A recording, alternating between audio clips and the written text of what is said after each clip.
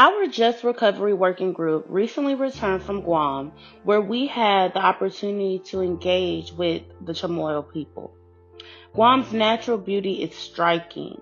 The crystal clear waters, the lush green landscapes offers a stark contrast to the environmental and political challenges faced by the island. Throughout this trip, we witnessed firsthand the profound challenges they face under the U.S. imperialism.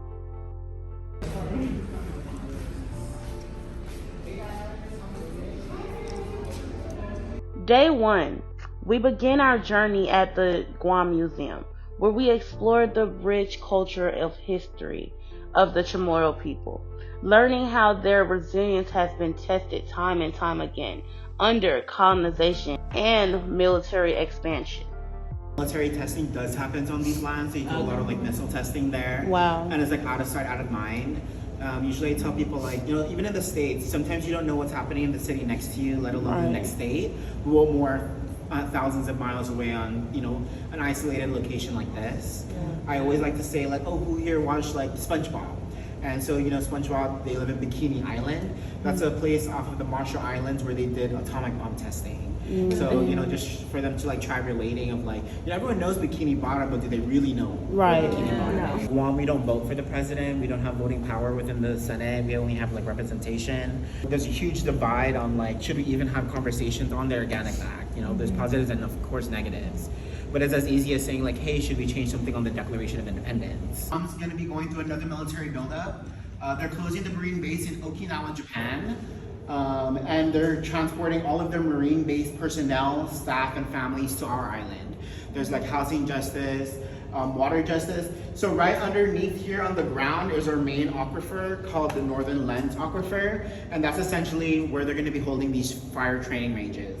And it's going to be shooting off of where these people's native lands are. That's where their ancestors.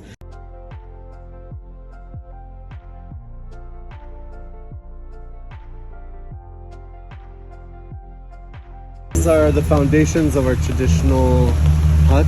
Okay. Which was built, the platform was on there, there'd be a ladder to get up to it, and then the roof up in an angle. Oh, wow. And so there are ladji stones on all the northern Mariåna Islands and Guam. A lot of them, most of them have fallen over or they remained in their excavation. So it was very rare to find standing, ones that were still standing. And so these were one of the few sites where they were still standing before colonial contact. Oh.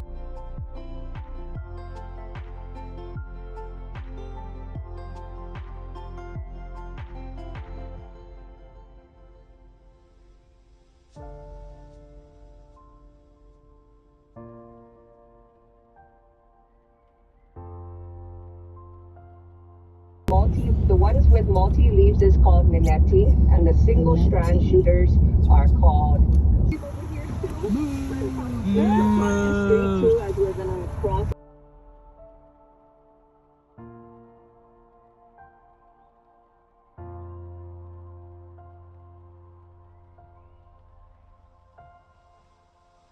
For the Spanish times, how islanders got around from village to village was we used our own little galaitis. If we went overseas or out of the island, not inter-island, we would use sakmans, which are the bigger ocean-going vessels.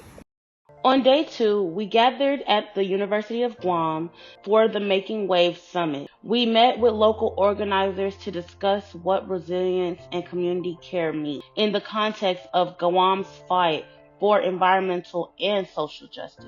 It was a powerful opportunity to ground ourselves in solidarity with the people on the front line. Last year we talked a lot about peace and climate justice, and we had 150 people. It was a huge event, and we realized after that big gathering last year at the Sinahanya Community Center that we wanted to get back, do a little bit smaller, more intimate gathering this year. And we really wanted to focus on resilience and community care, because with climate change and with the further land taking that we're experiencing here in the Marianas, we know that We need to be leading into the things that our community has always done well, which is take care of one another. And it takes a whole village to actually even do something like this.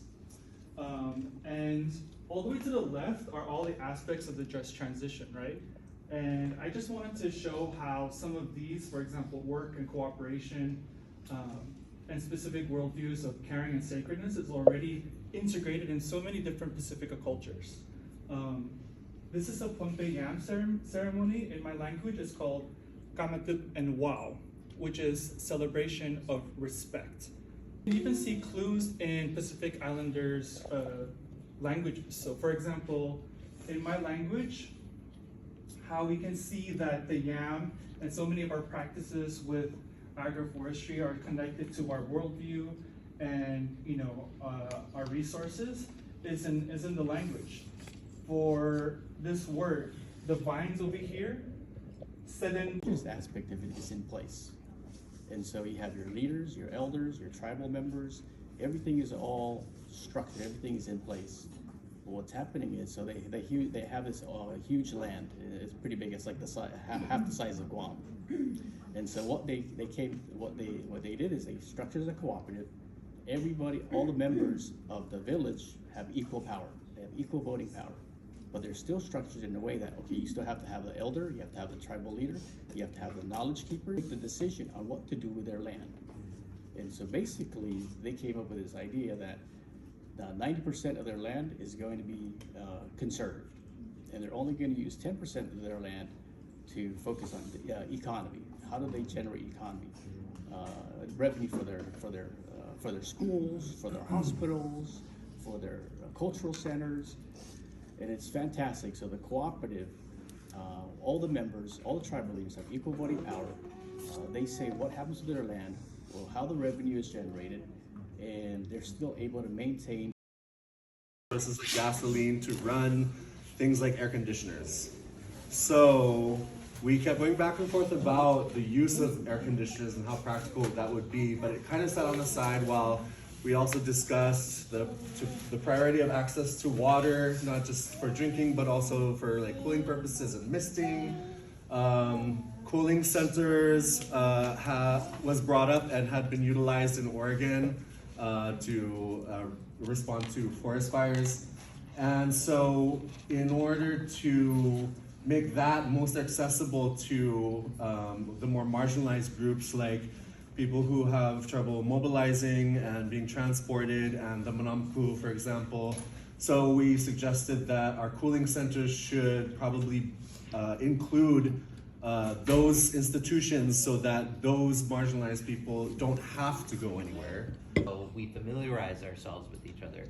It's very interesting that we went through the pandemic, scenario, because even in that situation where we were kind of disconnecting from each other, we were building ourselves a craving to connect with each other. And so one of the parts that we wanted to focus on in the rebuild was that we have community meetings to kind of assess what happened, what went wrong, and not just what went wrong in the fact that a wildfire happened, but what went wrong even in times of when we were making the plan, enacting the plan, and what areas of gaps of societal challenges did this crisis identify, like maybe there was a homelessness issue that, we're not aware of, our neighbors who are not actually in homes. Mental health issues, the vulnerable, our seniors, mobility, freedom of movement, where were our restrictions and challenges? And so we're not just trying to rebuild based on, we don't want another wildfire. We want to rebuild because a wildfire identified so many things that we were not looking face on before when we were building this plan.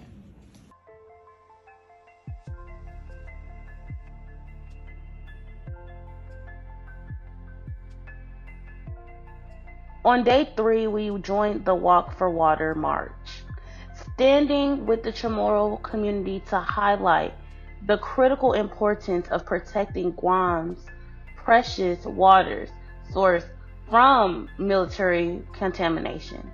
This march was not only a call for environmental protection, but a declaration of the people's rights to self-determination and the safeguarding of their land and resources. We'd like to acknowledge our ancestors who once walked along these footpaths and the ancestors, Kashchu, Pangilinan, and Aguero families, and their descendants who are here today.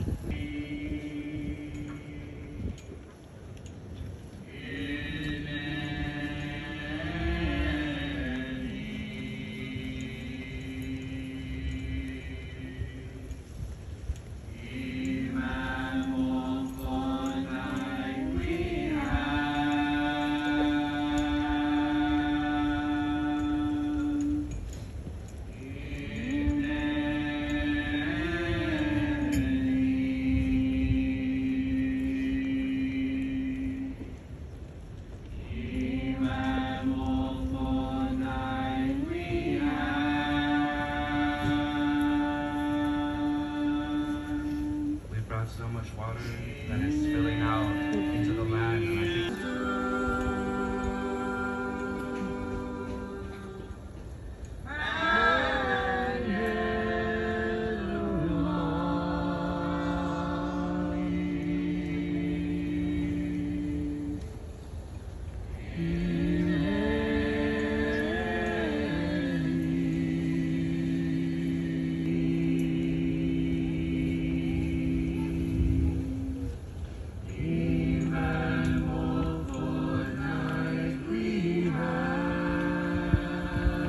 nila imo asistos iwento no libas na libre animas di sa purgatorio ko nigiguakto gilangin ko para tina sa mapindisi itay hinigot itay ko na ukon tatan mami na kayo gilangit matunay na mo ko mamalay gobyerno ko pamati na sa pinto mo asi tano ko.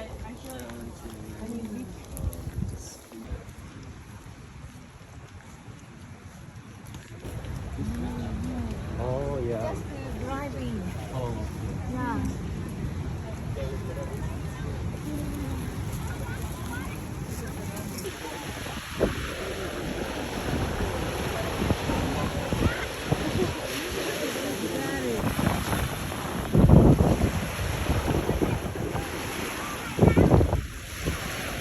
Oh, this is so beautiful. We ended our trip with a tour hosted by Guåhan Sustainable Culture, a local organization promoting food sovereignty and sustainability on the island. This visit reinforced the importance of building self-sufficient, resilient communities in the face of ongoing U.S. military occupation and environmental degradation.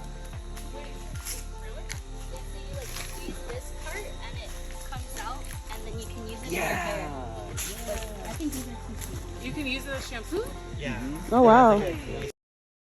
Throughout our time in Guam, we built deep connections with community organizers that we met. Despite the challenges that Guam faces, the unwavering community strength is so impactful.